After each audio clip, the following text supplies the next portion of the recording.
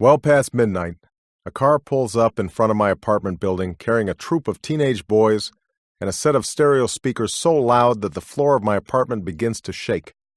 I've learned to ignore such disturbances. Where else do they have to go, I say to myself. But on this particular evening, I have someone staying over. I know that my neighbors next door have just brought home their newborn child, and so I pull on some shorts and head downstairs for a chat with our nighttime visitors. As I approach the car, the voices stop. The heads within all turn my way. "Listen," I say, "people are trying to sleep around here. Why don't y'all just take it someplace else?" The four boys inside say nothing, don't even move. The wind wipes away my drowsiness, and I suddenly feel exposed, standing in a pair of shorts on the sidewalk in the middle of the night. I can't see the faces inside the car. It's too dark to know how old they are, whether they're sober or drunk, good boys or bad. One of them could be Kyle. One of them could be Johnny. One of them could be me. Standing there, I try to remember the days when I would have been sitting in a car like that, full of inarticulate resentments and desperate to prove my place in the world. The feelings of righteous anger as I shout at Gramps for some forgotten reason. The blood rush of a high school brawl. The swagger that carries me into a classroom, drunk or high, knowing that my teachers will smell beer or reefer on my breath, just daring them to say something.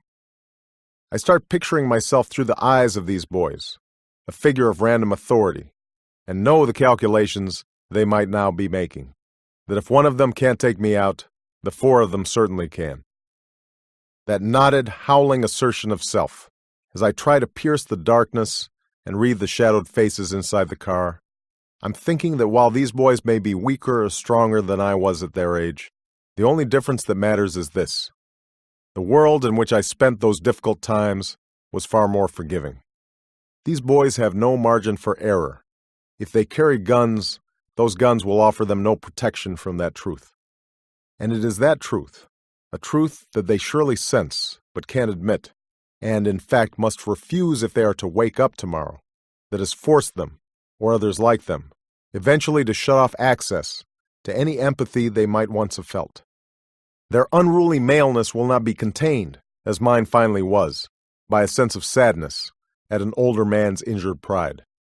Their anger won't be checked by the intimation of danger that would come upon me when I split another boy's lip or race down a highway with gin clouding my head.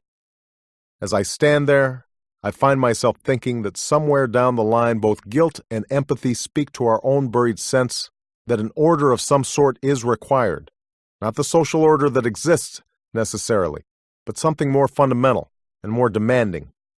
A sense, further, that one has a stake in this order, a wish that, no matter how fluid this order sometimes appears, it will not drain out of the universe. I suspect that these boys will have to search long and hard for that order, indeed any order that includes them as more than objects of fear or derision.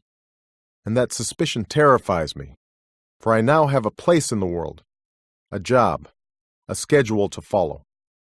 As much as I might tell myself otherwise, we are breaking apart, these boys and me, into different tribes, speaking a different tongue, living by a different code.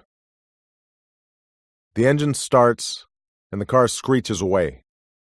I turn back toward my apartment, knowing that I've been both stupid and lucky, knowing that I am afraid after all.